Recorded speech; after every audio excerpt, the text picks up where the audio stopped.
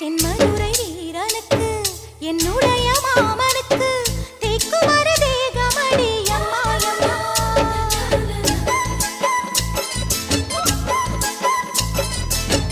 மாமன் பெற்ற பெண்ணுனக்கு மையெழுதும் கண் எதுக்கு என்னை வந்து கொல்லுதடி அம்மா அம்மா.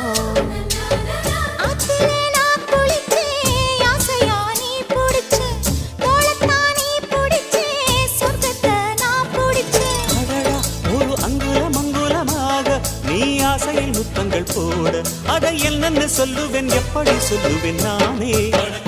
சந்தனமே குங்குமமே நில்லடியோ இனிக்கும் செந்தமிழில்